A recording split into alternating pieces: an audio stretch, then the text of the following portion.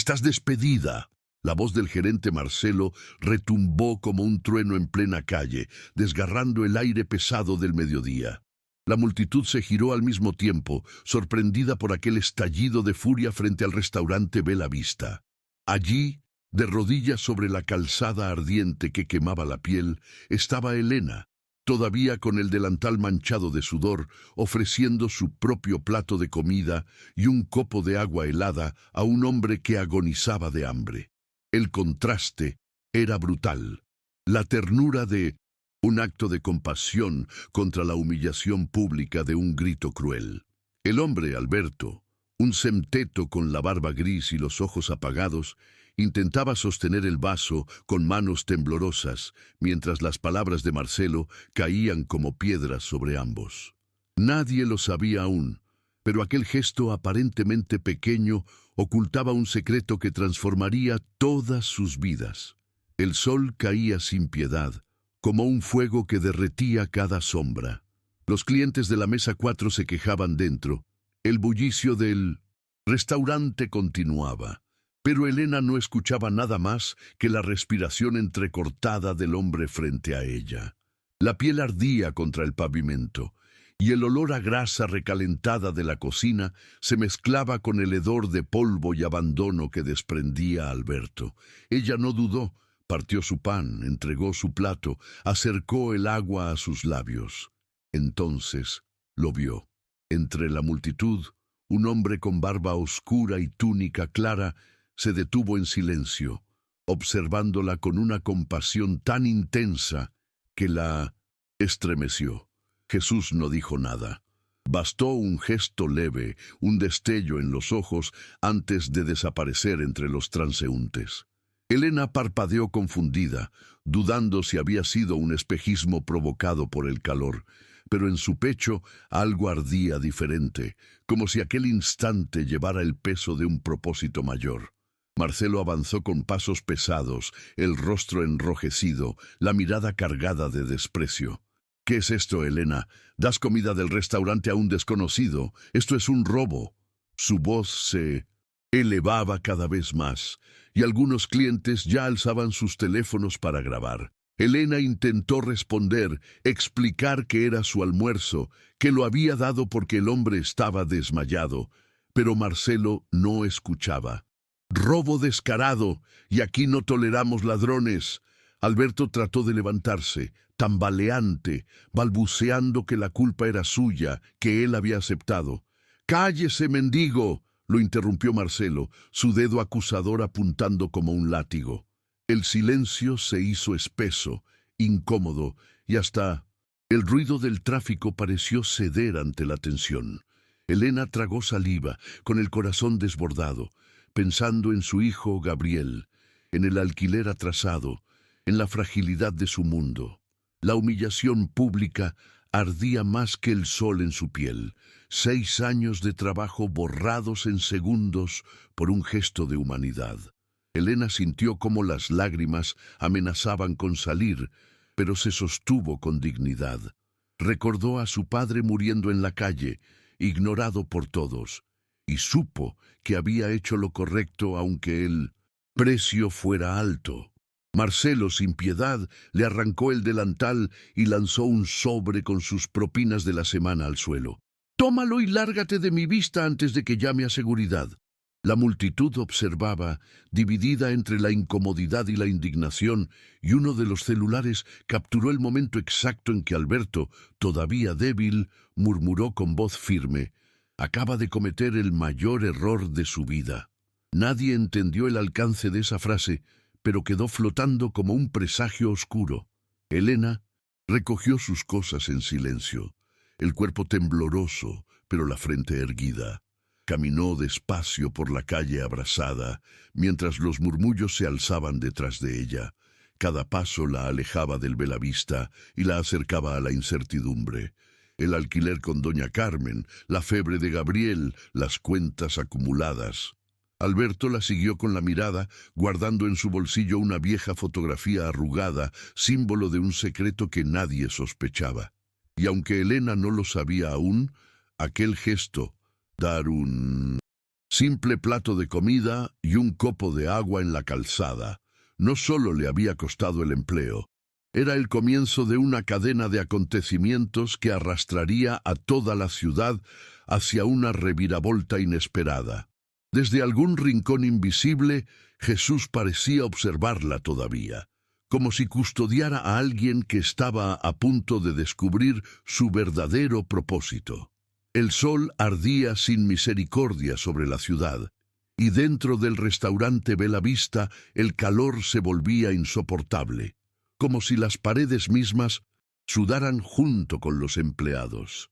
Elena corría de un lado a otro con la bandeja en la mano, su delantal empapado y la frente perlada de gotas que caían sin descanso. La mesa 4 agitaba las manos, reclamando con impaciencia la demora en el pedido. «Elena, mesa 4 está reclamando», gritó Marcelo desde la puerta de la cocina, su voz áspera como un látigo.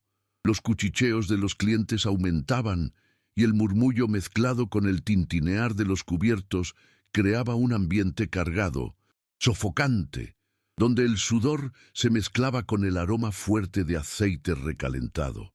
Elena sonrió con ese gesto aprendido, una máscara que escondía la fatiga y la desesperación, porque sabía que cada sonrisa significaba la posibilidad de una propina extra, y cada propina era un pedacito del alquiler atrasado que debía a doña Carmen. El restaurante estaba lleno, las mesas abarrotadas de familias y ejecutivos apurados, los platos entrando y saliendo como si fueran parte de una coreografía caótica. Elena sentía que el aire le faltaba, que cada respiración era un esfuerzo. Los ventiladores en el techo apenas removían el calor, y el ruido de los platos contra la loza retumbaba en su cabeza. Cada paso que daba se volvía un sacrificio, pero no se permitía detenerse. Pensaba en Gabriel, su hijo, y en la fiebre que lo había abatido tantas veces por falta de medicinas. Pensaba en cómo una simple botella de antibióticos podía significar la diferencia entre verlo correr en el patio o abrazarlo, temblando bajo las sábanas, y ese pensamiento le daba fuerzas para seguir, para no dejar que el cansancio la venciera. El gerente Marcelo la observaba desde lejos, con los brazos cruzados y una expresión de fastidio que parecía permanente en su rostro. Disfrutaba de ese poder de señalar los errores de los demás, de convertir cada retraso en un espectáculo de autoridad. Para él, Elena no era más que una pieza reemplazable en su engranaje de órdenes y reproches. La veía correr de mesa en mesa, su cabello pegado al rostro por el sudor, y en vez de reconocer el esfuerzo, encontraba en su mente la forma de humillarla. «Elena, ¿y las bebidas de la mesa 2?» volvió a gritar, ignorando que ella ya llevaba 3 bandejas equilibradas en los brazos. Los demás garzones se apuraban también, pero todos sabían que Marcelo la tenía tomada como blanco preferido. Y sin embargo, Elena no respondía. Apretaba los labios, contenía la rabia, porque sabía que cualquier palabra suya podía costarle un trabajo. La mesa 4 finalmente recibió los platos. Una familia de turistas probó la comida con desgana y uno de ellos chasqueó la lengua en desaprobación. Elena, con su sonrisa profesional, se inclinó a disculparse, aunque por dentro sintió una punzada de humillación. Era como si el mundo entero se empeñara en recordarle que ella no tenía derecho a equivocarse. Con el cuerpo tenso, volvió hacia la cocina, y en ese trayecto sus ojos se desviaron por la ventana hacia la calle. Allí, en la acera, vio algo que le heló la sangre en medio del calor sofocante. Un hombre desplomado contra la pared, la cabeza inclinada hacia un lado, el pecho subiendo y bajando con dificultad. El bullicio del Bella Vista se desvaneció en su mente. Lo único que existía era aquella figura, frágil y perdida, invisible para todos, menos para ella. El corazón de Elena dio un salto. Podía seguir cargando bandejas, obedecer a Marcelo, mantener su empleo, o podía escuchar ese llamado silencioso que venía de su interior, el mismo que le recordaba a su padre agonizando en la calle, ignorado por la multitud. ¿Y si nadie se detiene? ¿Y si muere ahí, como mi papá? Pensó con un nudo en la garganta. El sudor que corría por su piel ya no era solo del calor, era la angustia, la duda, el peso de una decisión que podía cambiarlo todo. Dentro, la voz de Marcelo tronaba, exigiendo más rapidez, pero los ojos de Elena ya estaban fijos en el hombre de la acera, en ese extraño que parecía desaparecer bajo el sol. Implacable. No lo sabía aún, pero en ese momento estaba a punto de elegir entre la seguridad de su rutina y el riesgo de un acto de compasión que marcaría el resto de su vida. El grito de Marcelo desgarró el aire como un latigazo. «Elena, ¿qué estás haciendo ahí afuera?» Todos los clientes giraron las cabezas y los murmullos se esparcieron como un incendio. Elena estaba todavía arrodillada, sosteniendo el vaso en los labios de Alberto, cuando la sombra del gerente cayó sobre ella. El calor era insoportable, pero la furia en su rostro ardía más que el sol. Elena intentó explicar, pero no tuvo tiempo. Marcelo la sujetó del brazo y la obligó a ponerse de pie. «¿Estás loca? ¿Alimentando vagabundos con comida del restaurante?» Su voz, cargada de desprecio, resonó contra las paredes y salió hasta la calzada, amplificada por la tensión de la multitud. Los ojos de Elena se llenaron de lágrimas que no quería mostrar, porque sabía que la humillación en público era lo que Marcelo más disfrutaba. El murmullo creció. Algunos clientes ya sostenían sus celulares en alto, grabando con curiosidad morbosa aquella escena que parecía sacada de una tragedia cotidiana. Elena intentó hablar. «Era mi almuerzo». Él estaba desmayado, pero Marcelo no la dejó terminar. «Mentira. Todo lo que hay aquí pertenece al restaurante, no a ti. Y tú no tienes derecho a robarlo para dárselo a un cualquiera». Elena sintió el corazón golpearle el pecho. No por miedo, sino por la injusticia. Alberto, tambaleante, trató de levantarse y defenderla. «Por favor, señor, la culpa no es de ella. Yo acepté el plato». Marcelo giró hacia él con los ojos encendidos. «Cállese, mendigo.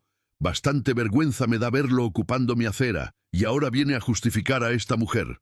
La palabra mendigo cayó como un cuchillo. Elena vio en el rostro de Alberto la herida de la humillación, una cicatriz más en una vida ya marcada por pérdidas. El calor se volvió insoportable. El tráfico rugía a pocos metros, pero todo se había silenciado en torno a aquella confrontación. Elena tragó saliva y, con la voz temblorosa, respondió: «No es un mendigo, es un hombre que estaba desmayado, y yo no iba a mirar para otro lado». Marcelo rió con un sarcasmo cruel que erizó la piel de los presentes. «¿Un hombre? Eso. Elena, despierta. Esa gente solo existe para aprovecharse de los ingenuos como tú. Y yo no voy a permitir que conviertas mi restaurante en un refugio de caridad barata». El silencio se volvió más denso, roto solo por el pitido lejano de un autobús y el clic de las cámaras de los celulares. Elena sintió cómo la dignidad se le escapaba entre los dedos, como si todo lo que había construido en 6 años se desmoronara en un instante. Entonces Marcelo lanzó el golpe final. Sacó del bolsillo un sobre arrugado y lo arrojó al suelo frente a ella. «Ahí están tus propinas de la semana. Tómalas y vete. Estás despedida». El grito resonó tan alto que hasta los transeúntes que caminaban al otro lado de la calle se detuvieron a mirar. Elena quedó petrificada, como si el piso ardiente hubiera desaparecido bajo sus pies. 6 años de madrugadas, de soportar insultos, de trabajar horas extras, reducidos a ese instante brutal. Alberto intentó otra vez hablar, pero Marcelo levantó la mano en señal de silencio. «Y usted, quédese callado, porque ya bastante desgracia me trae tenerlo aquí, arrastrando su miseria frente a mis clientes». El mundo entero parecía inclinarse contra Elena, y aún así Ella no. Bajó la mirada. Se mantuvo firme, aunque las lágrimas ya corrían por sus mejillas. La multitud permanecía inmóvil, expectante. Algunos miraban a Elena con compasión, otros con indiferencia, pero todos sentían que estaban presenciando algo más grande que una simple discusión laboral. Elena recogió el sobre con manos temblorosas, como si el papel pesara toneladas. Miró a Marcelo, miró a Alberto, y luego bajó los ojos hacia el pavimento ardiente. No respondió. Dio media vuelta y comenzó a caminar, dejando atrás el ruido del Bella Vista, los gritos de su jefe y la mirada atónita de los clientes. Cada paso era un eco de derrota, pero también una chispa de dignidad que no podían arrebatarle. Alberto la siguió con la mirada, su pecho todavía agitado por la debilidad, y murmuró en voz baja, casi como un juramento: «Hoy se equivocaron contigo, Elena, y pronto lo van a pagar». Elena caminaba con pasos torpes, como si cada movimiento le costara la poca fuerza que le quedaba. El sobre, con sus propinas, estaba arrugado en su mano, pero no se atrevía a abrirlo. Sabía que allí dentro no había salvación, solo la cruel confirmación de su caída.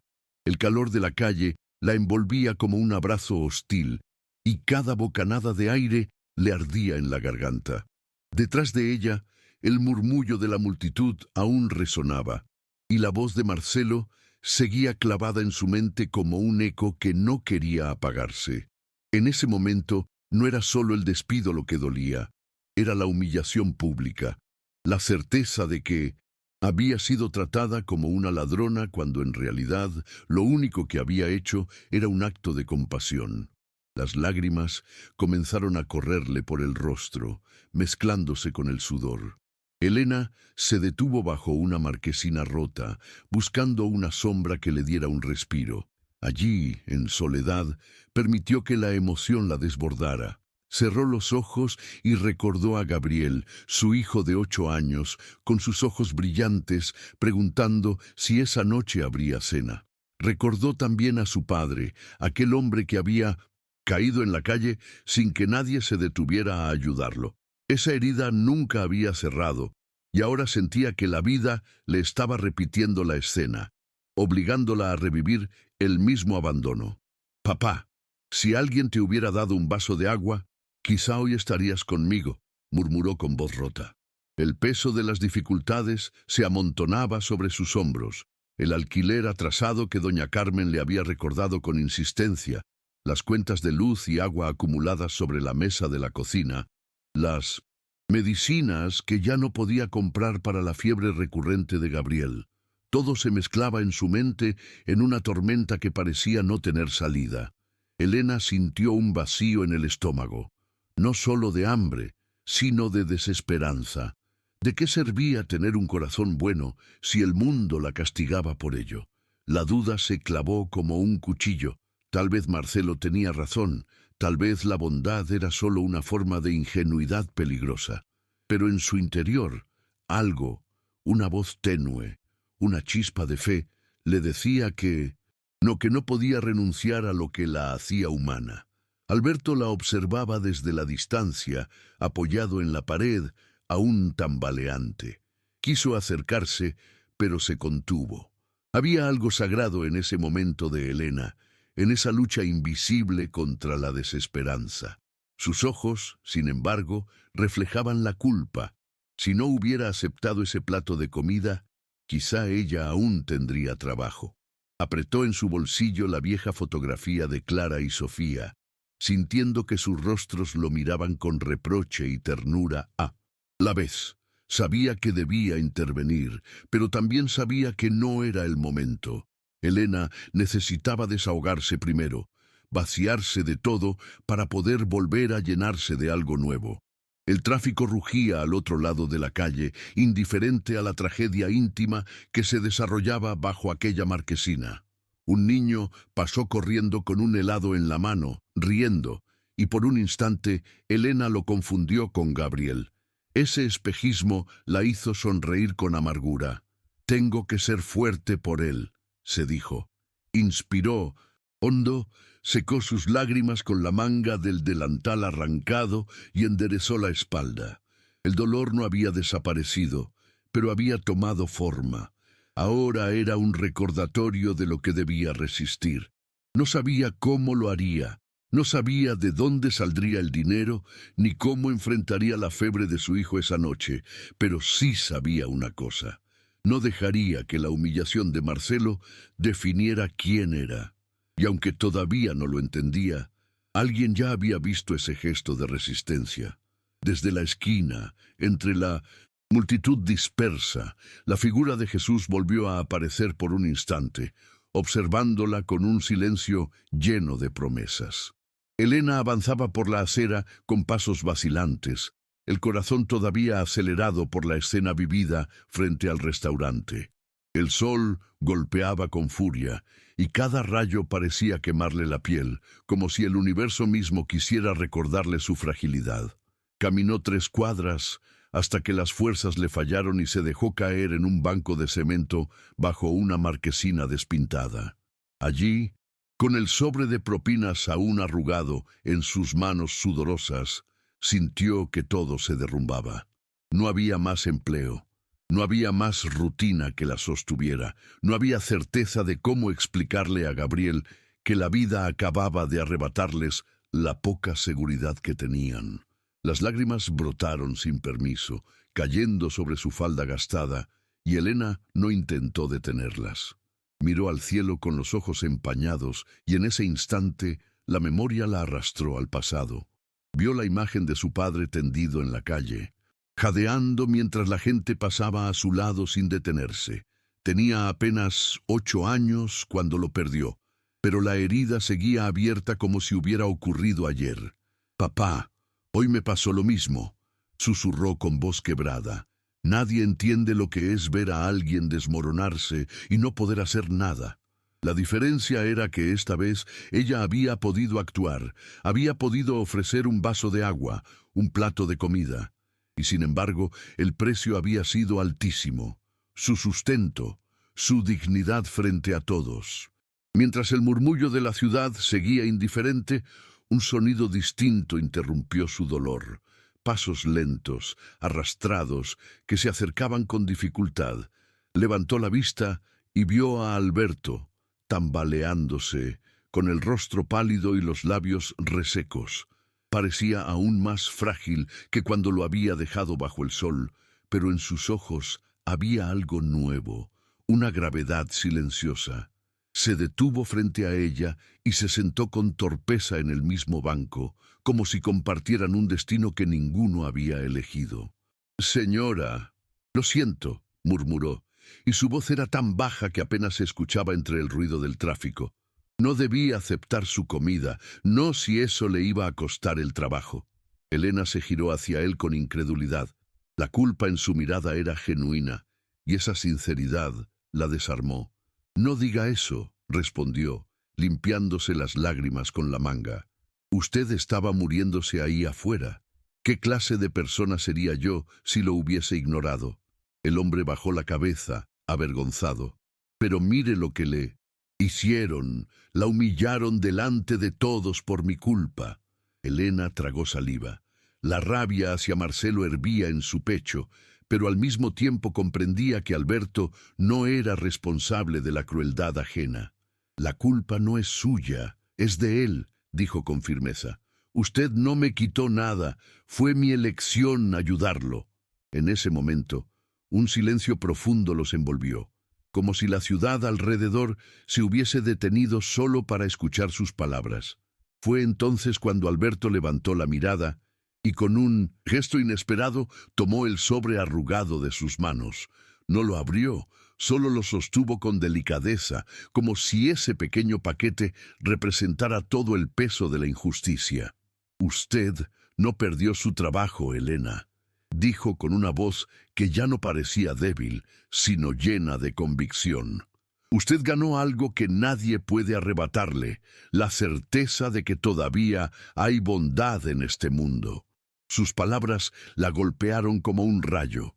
Por un instante, creyó reconocer en sus ojos una fuerza que no pertenecía solo a él, y cuando parpadeó, sintió, sin saber explicar por qué, que Jesús estaba allí, invisible pero real, presente en aquel gesto humilde de un hombre que muchos llamarían mendigo. No era un sermón ni un milagro espectacular, era apenas un susurro de fe escondido en la desesperanza. Alberto permanecía sentado junto a Elena, con los hombros encorvados y la mirada perdida en algún punto del suelo. Por primera vez desde que lo encontró desmayado, su voz se sostuvo firme. «No soy quien Casi parece», como una confesión, dijo. arrastrada por años de silencio. Elena lo observó intrigada, con el ceño fruncido. El murmullo de los autos pasaba como un eco distante, mientras aquel hombre iba desnudando su historia con palabras que parecían pesar toneladas. «Hubo un tiempo en que tuve todo, una esposa que me amaba, una niña con una risa tan brillante que podía iluminar cualquier rincón oscuro. Tenía una empresa, socios que yo creía amigos, una vida que parecía eterna». Se detuvo, tragó saliva y sus ojos se humedecieron. Elena, que conocía de sobra la crudeza de la vida, inclinó la cabeza dejándolo hablar. Alberto apretó las manos, dejando ver unas uñas sucias y dedos marcados por el tiempo en la calle. Pero un día todo se rompió. Mi esposa, Clara, y mi hija Sofía murieron en un accidente. Un conductor ebrio se las llevó de golpe, sin darme siquiera la oportunidad de despedirme. Ese día, algo dentro de mí también murió. Elena sintió un nudo en la garganta. Aquella confesión se mezclaba con su propia memoria del padre perdido. El silencio entre los dos se volvió espeso, roto solo por el zumbido lejano de una motocicleta. La voz de Alberto se quebró, pero siguió adelante como si necesitara expulsar cada palabra. Caí en un agujero del que no pude salir. Dejé de trabajar, dejé de comer, dejé de vivir. Mis socios aprovecharon mi debilidad, falsificaron documentos, me despojaron de todo lo que había construido. Cuando abrí los ojos, ya no tenía empresa, ni casa, dignidad. Pasé de firmar contratos millonarios a dormir en cartones húmedos en cualquier esquina. Sus labios temblaron. Y lo peor no fue el hambre, ni el frío, ni las enfermedades. Lo peor fue la soledad, Elena. Descubrir que cuando lo pierdes todo, la mayoría de la gente se cruza de acera para no mirarte.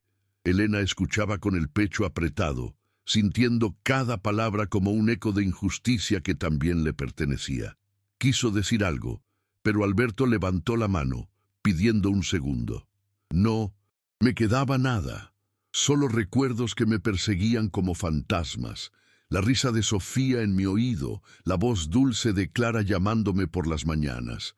A veces cerraba los ojos en la calle y las veía tan reales que casi podía tocarlas, y cuando despertaba, la realidad era un puño en el estómago. Hizo una pausa larga, respirando hondo. Esos recuerdos me salvaron y me destruyeron al mismo tiempo. En ese instante, un viento suave recorrió la marquesina, moviendo el cabello de Elena y aliviando por un segundo el calor agobiante. Fue tan inesperado que ambos levantaron la mirada hacia el cielo. Alberto sonrió con tristeza. A veces pienso que Jesús nunca me abandonó, que se quedó callado esperando que yo aprendiera algo en medio del dolor. Elena lo miró, sorprendida por aquella frase que rompía la dureza de su confesión. Él bajó la voz hasta un susurro. Hoy lo vi en tus ojos cuando me diste agua, y por un momento sentí que Clara y Sofía estaban conmigo otra vez.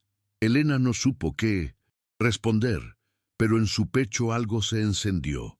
No era compasión solamente, era la certeza de estar presenciando una verdad desnuda, un alma que había tocado fondo y aún así se aferraba a un destello de esperanza. El sonido del teléfono rompió el frágil silencio de aquel banco de cemento. Elena lo sacó del bolsillo con manos temblorosas. Era la escuela. Contestó apresurada, y al otro lado una voz femenina le informó que Gabriel tenía fiebre alta, casi 40 grados. Sintió el corazón desplomarse. Se levantó de golpe, Guardó el sobre con las propinas en la bolsa y comenzó a correr sin mirar atrás. Alberto, tambaleante, intentó seguirla, pero solo alcanzó a decir: «No se rinda, Elena. Prométalo». Ella asintió con lágrimas en los ojos, sin detenerse, como si esa promesa fuera lo único que podía mantenerla en pie. El camino hasta la escuela fue un suplicio. El calor sofocante, el ruido de los autos, los olores mezclados de gasolina y polvo parecían querer asfixiarla. Entró en la enfermería y encontró a Gabriel, pequeño y frágil, recostado en una camilla demasiado grande para su cuerpo. Su rostro ardía, su cabello pegado de sudor, y cuando la vio, apenas pudo sonreír. «Mamá, viniste», murmuró con voz débil. Elena se inclinó, acarició su frente y sintió el fuego de la fiebre devorando la piel de su hijo. En ese momento el mundo entero desapareció. Solo existía ese niño que dependía de ella para todo. La enfermera, con gesto preocupado, le recomendó llevarlo a un médico. Elena asintió, aunque por dentro sabía que significaba dinero que no tenía. Tomó a Gabriel en brazos como cuando era bebé y salió rumbo al autobús. Cada paso era una mezcla de angustia y de recuerdos. Noches de insomnio trabajando en 2 empleos, los sacrificios para pagar la escuela, las veces que había tenido que privarse de comida para que él pudiera cenar.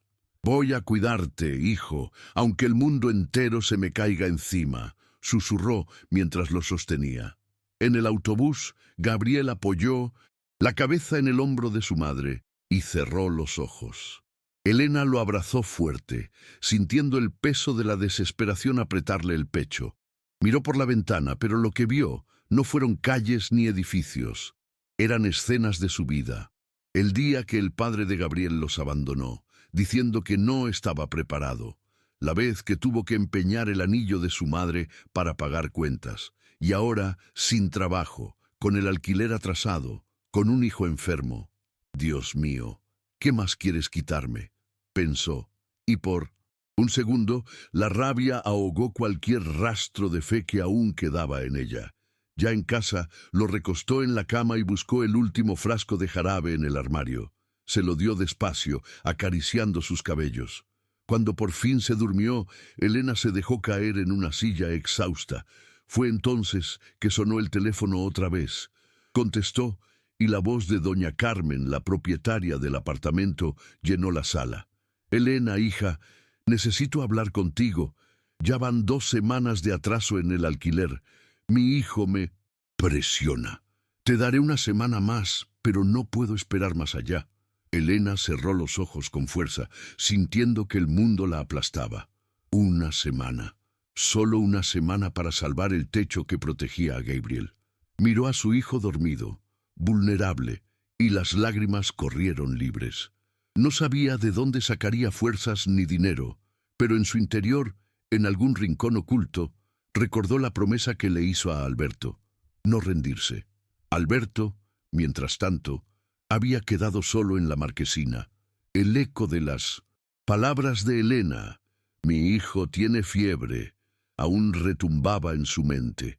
Se levantó con dificultad, con la espalda encorvada y el cuerpo marcado por años de miseria, pero con una decisión nueva en los ojos.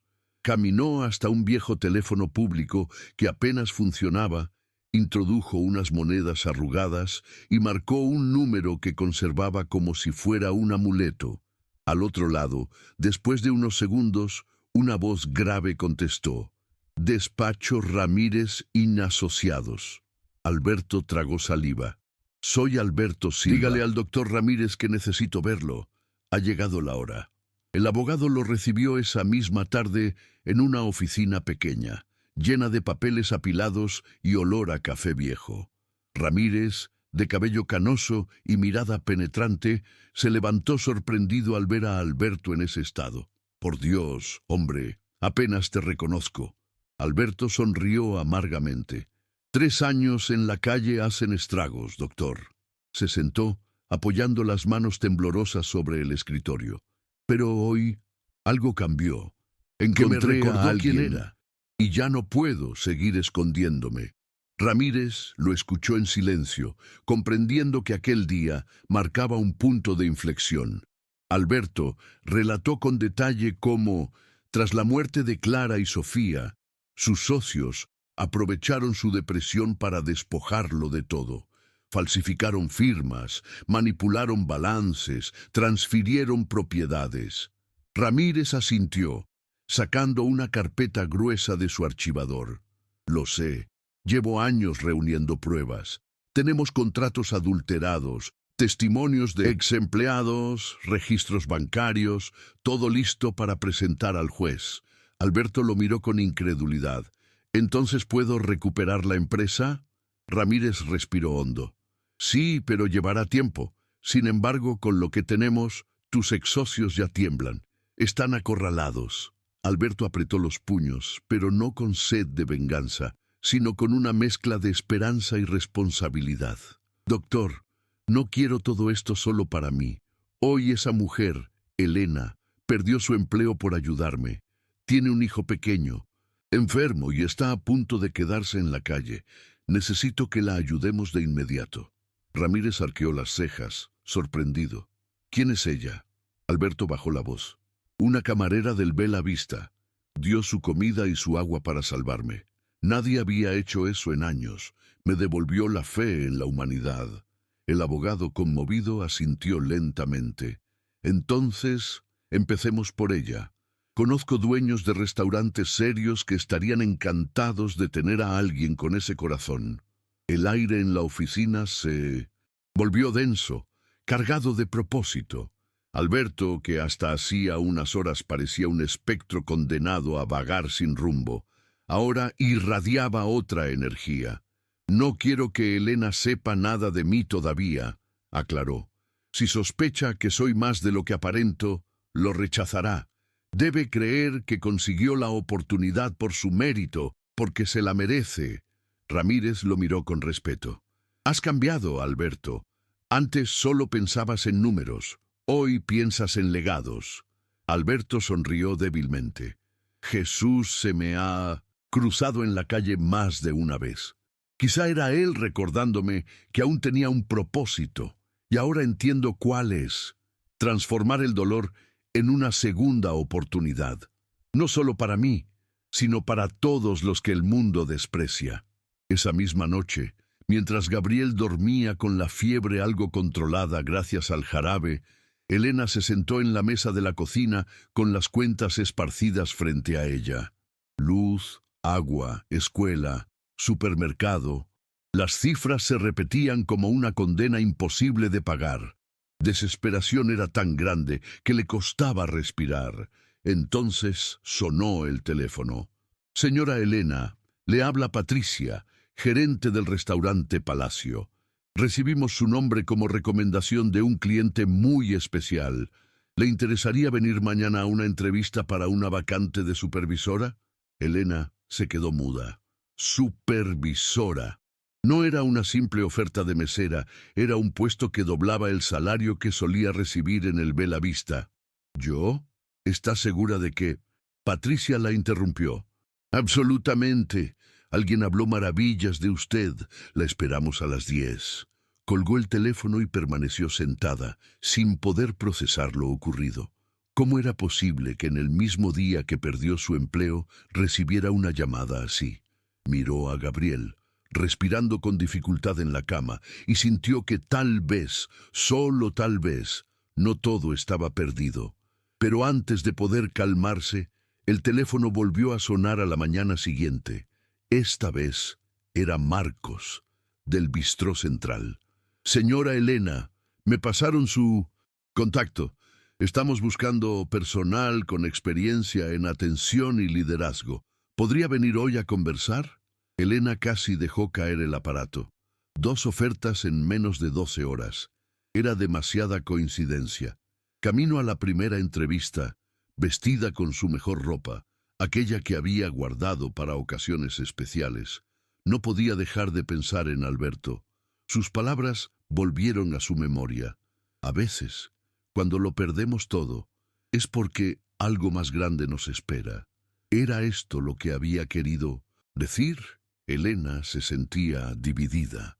Parte de ella quería creer en la providencia, en la bondad multiplicada, en que el universo estaba respondiendo a su gesto de compasión. Pero otra parte desconfiaba. La vida nunca le había regalado nada, siempre había tenido que pelear cada moneda. ¿Por qué ahora, de repente, las puertas se abrían? En la entrevista con Patricia, todo fluyó como un sueño. Sus referencias son impecables, dijo la gerente sonriendo. 6 años en el mismo restaurante. Puntualidad. Perfecta. Ningún reporte negativo de clientes. Y sinceramente, sabemos lo que ocurrió con usted en el Bella Vista. Elena se estremeció. ¿Cómo? Patricia la interrumpió con delicadeza. Lo vimos en un video que circula en redes. Usted actuó con humanidad, y eso dice más de una persona que cualquier diploma. Queremos alguien con esa integridad. Elena sintió los ojos humedecerse.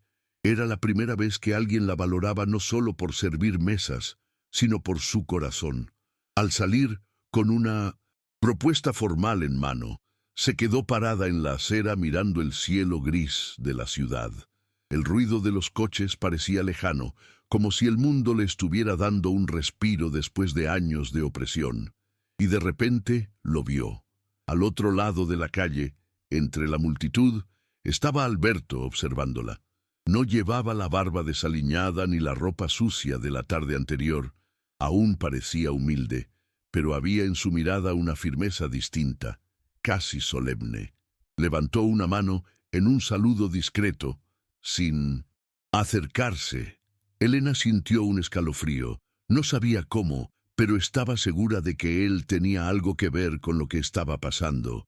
Y por primera vez en mucho tiempo, se permitió sonreír entre lágrimas, como quien empieza a creer que el destino quizá guarda una segunda oportunidad. El video apareció primero en una cuenta anónima de redes sociales, grabado con un celular tembloroso desde la acera del frente. Mostraba a Elena arrodillada en el pavimento ardiente, ofreciendo un vaso de agua a un hombre medio inconsciente, y luego el estallido de Marcelo gritándole «¡Estás despedida!».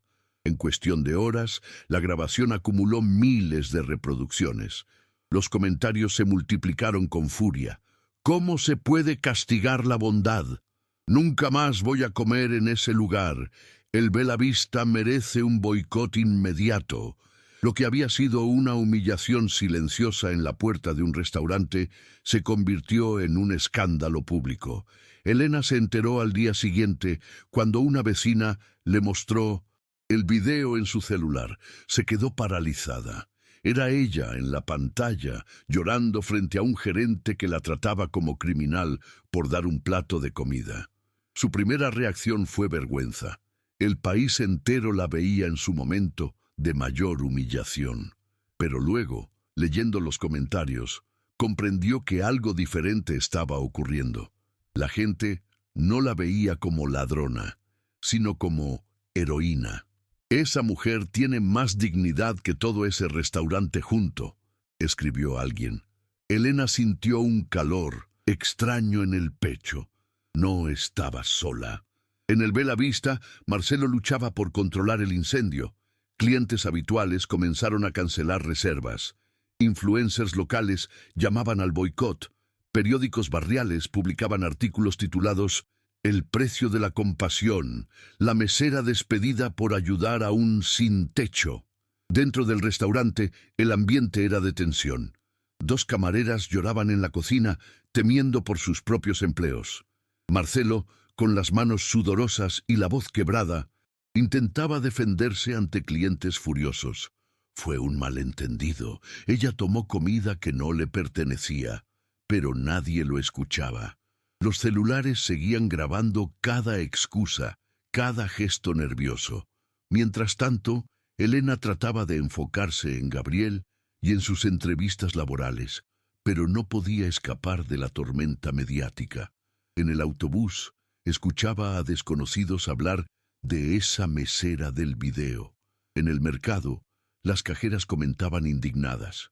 Incluso en la escuela de Gabriel, una madre Se le acercó para abrazarla. Mi hijo me mostró el video. Usted es un ejemplo para todos.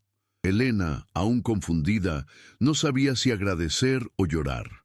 La exposición le dolía, pero al mismo tiempo era como si su acto de compasión hubiese despertado algo en la ciudad entera. En medio de la vorágine apareció de nuevo aquel hombre silencioso, Alberto. Una tarde, cuando Elena salía de una entrevista, lo encontró sentado en una banca de plaza, observando a un grupo de jóvenes que discutían sobre el boicot al Bella Vista. No dijo una palabra, solo levantó la mirada hacia ella y asintió con calma, como si confirmara que todo formaba parte de un plan mayor. En ese instante, Elena comprendió que Jesús no siempre aparecía con túnicas ni milagros espectaculares. A veces se escondía en los gestos silenciosos, en la manera en que la verdad encontraba su camino a través de las sombras. Y aunque aún no lo sabía, esa ola de indignación pública era apenas el inicio de la caída de Marcelo. Marcelo estaba acorralado. El restaurante, antes lleno de mesas reservadas, ahora se encontraba medio vacío. Cada cliente que entraba parecía más interesado en increparlo que en comer. El teléfono no dejaba de sonar, no para hacer pedidos, sino para cancelar. Las redes sociales lo señalaban con nombre y apellido. Marcelo Santos, el gerente que castigó la compasión, decía un titular en letras rojas. Y entonces, en medio de ese torbellino, un hombre entró al Bella Vista con paso tranquilo, elegante. Traje limpio, mirada firme, la presencia de alguien acostumbrado a mandar.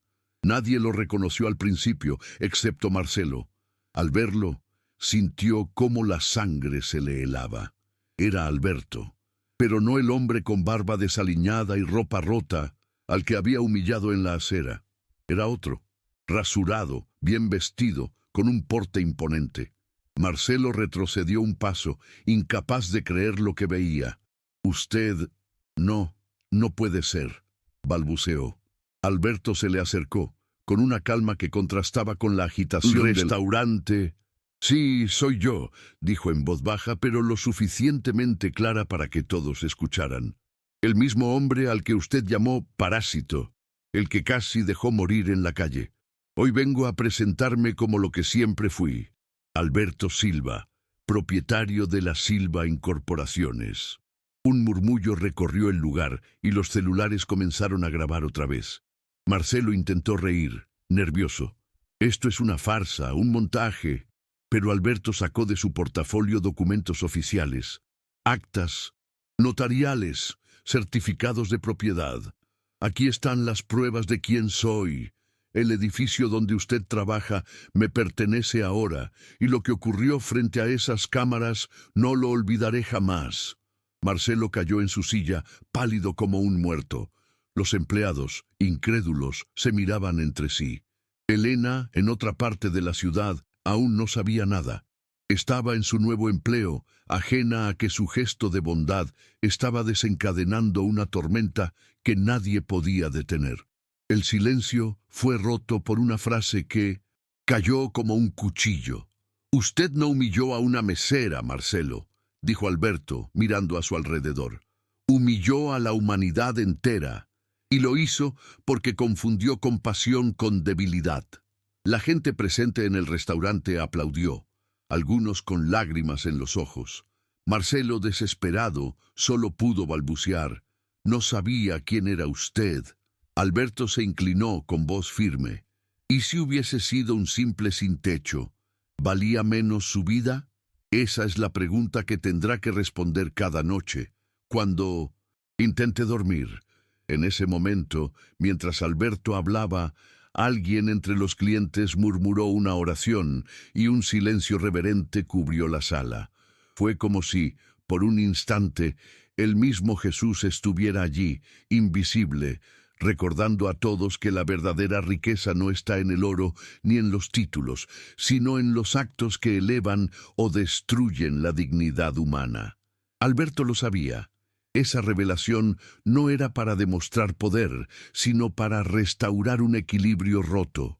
Y aunque Marcelo se hundía en su Vergüenza. En algún rincón de su alma se abrió una grieta por donde entró, por primera vez en años, la posibilidad de cambiar. La noticia se esparció como fuego en pasto seco. El hombre humillado frente al Bella Vista no era un vagabundo cualquiera, sino un empresario que había recuperado su imperio. Y no solo eso, junto a Elena, la mujer despedida por compasiva, había decidido levantar un proyecto que cambiaría vidas. Lo llamaron Instituto Clara y Sofía en honor a la esposa e hija que Alberto había perdido. El día de la inauguración, el edificio nuevo brillaba bajo el sol de la tarde, con un letrero dorado en la entrada y decenas de familias esperando ser recibidas. Elena, con Gabriel tomado de la mano, no podía creer que todo aquello hubiese nacido de un simple vaso de agua en una calzada ardiente.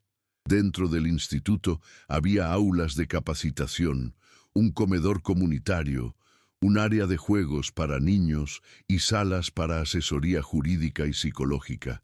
Cada detalle hablaba de dignidad. Elena recorrió los pasillos con lágrimas contenidas, recordando la angustia de las noches sin saber cómo pagar el alquiler. Ahora estaba allí, al frente de un lugar que ofrecía segundas oportunidades. Gabriel corría feliz, preguntando si podía invitar a sus compañeros de escuela para jugar allí. «Claro, hijo», respondió ella. «Este lugar es para todos los que lo necesiten». La ceremonia comenzó con un discurso sencillo pero poderoso. Elena subió al estrado y miró al público. Vecinos, autoridades locales, familias enteras. «Hace unos meses», dijo con voz temblorosa, «yo era solo una camarera, luchando por sobrevivir con mi hijo. Pensaba que mi vida no valía más que un uniforme manchado de sudor, pero un día vi a un hombre desmayándose en la acera y no pude ignorarlo. Lo que nunca imaginé es que ese gesto cambiaría mi vida y la de tantos aquí presentes». Hubo un silencio profundo, roto por aplausos espontáneos. Marcelo estaba allí también. No el mismo Marcelo arrogante del Bella Vista, sino un hombre distinto. Después de semanas de enfrentarse a la furia pública, había aceptado el programa de reinserción y voluntariado que Alberto le propuso. Llegó con algunos empleados del restaurante y al ver a Elena bajó la cabeza en señal de respeto. Cuando se acercó, sus palabras fueron torpes pero sinceras. «No puedo borrar lo que hice, pero quiero demostrar que aprendí. Estoy aquí para ayudar, para servir». Elena lo miró fijamente, buscando señales de falsedad, pero lo que encontró fue un cansancio real, el rostro de alguien quebrado que intentaba levantarse. Ese día, el instituto se llenó no solo de beneficiarios, sino también de voluntarios. Doña Carmen y doña Rosa ofrecieron dar talleres de costura y bordado. Jóvenes del barrio se apuntaron para clases de apoyo escolar. El Bella Vista, bajo nuevas reglas, se comprometió a donar parte de sus ganancias cada mes. Y mientras todos se unían en un mismo propósito, Elena sintió una presencia sutil que erizó su piel. No estaba sola. Jesús, el mismo que había aparecido en la calzada cuando se arrodilló junto a Alberto, parecía caminar ahora entre las familias, entre las manos extendidas, entre las sonrisas de los niños. No como figura visible, sino como aliento que impregnaba cada rincón, confirmando que de la humillación había nacido redención colectiva.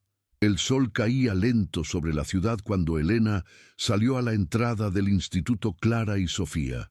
El letrero dorado brillaba con los últimos rayos, como si fuese un faro para los que alguna vez caminaron en la oscuridad. Se detuvo un instante frente a la acera donde todo había comenzado. Aquella calzada abrasadora, un plato de comida, un vaso de agua, un hombre desmayado. Sonrió con melancolía, sabiendo que ese gesto mínimo había desencadenado una cadena de milagros. Gabriel se acercó y le tomó la mano. «Mamá, ¿te acuerdas de ese día?» Elena lo miró y asintió. «Sí, hijo, aquí empezó todo. Aquí nació un milagro». Alberto apareció a su lado y mirada serena. Había recuperado su empresa, pero más importante aún, había recuperado su propósito. Clara y Sofía estarían orgullosas, murmuró. Y Elena supo que no hablaba solo de ellas, sino de todas las familias que ahora tendrían un refugio en aquel lugar. Marcelo también estaba cerca, coordinando a un grupo de jóvenes voluntarios. Su transformación era visible. El hombre soberbio se había vuelto humilde, aprendiendo que el liderazgo no era gritar, sino servir. Lesó. Comunidad, antes indiferente, ahora se reunía alrededor del instituto como si fuese una plaza de esperanza. En los meses siguientes, las historias comenzaron a multiplicarse. Madres que aprendieron un oficio y pudieron sostener a sus hijos. Jóvenes que evitaron la calle gracias a los talleres. Ancianos que encontraron compañía y dignidad en un plato caliente. Elena veía todo eso con lágrimas en los ojos, comprendiendo que la riqueza verdadera no estaba en el dinero, sino en la capacidad de multiplicar la bondad. Y cada vez que alguien le preguntaba cómo había empezado, ella respondía lo mismo, con un acto de compasión que muchos llamaron locura. Una tarde, mientras cerraban el instituto después de una jornada intensa, Elena se quedó sola en el salón principal. La luz del atardecer entraba por las ventanas, tiñendo todo de dorado. De pronto, sintió un silencio distinto, profundo, casi sagrado. Giró y lo vio. Jesús, de pie en el umbral, mirándola con ternura. No habló, no necesitaba. Solo levantó la mano en un gesto de bendición. Elena sintió que el aire se le llenaba de paz, que su cansancio se desvanecía, que su corazón se expandía. Parpadeó y él ya no estaba, pero la certeza permanecía. No había estado sola en ningún momento. Desde entonces, cada vez que pasaba por la calzada del Bella Vista, donde todo comenzó, Elena dejaba una flor blanca en la acera. No como recuerdo de su humillación, sino como símbolo de que de la injusticia había brotado vida. La gente del barrio empezó a hacer lo mismo, hasta que aquel lugar se llenó de flores, transformándose en un altar espontáneo de bondad. Y así, la historia de una camarera despedida y un hombre caído en desgracia se convirtió en una leyenda urbana, contada de boca en boca, la del milagro en la calzada. Una historia que enseñaba que la compasión nunca es en vano, que puede mover montañas invisibles y cambiar destinos enteros. Al caer la tarde, Elena dejó una flor blanca sobre aquella acera ardiente donde todo había comenzado. El viento suave la levantó apenas del suelo, y por un instante pareció que una voz invisible susurraba: «Cuando das lo poco que tienes, en realidad lo entregas todo». Esa imagen quedó grabada en el corazón de quienes la rodeaban. Un simple gesto transformado en símbolo eterno de esperanza. Y ahora quiero invitarte a dejar tu opinión en los comentarios. ¿Qué habrías hecho tú en el lugar de Elena? No olvides suscribirte al canal y acompáñame en el próximo relato. Te hará reflexionar sobre fe, vida y segundas oportunidades. Nos vemos en la siguiente historia. Un abrazo, Valentino.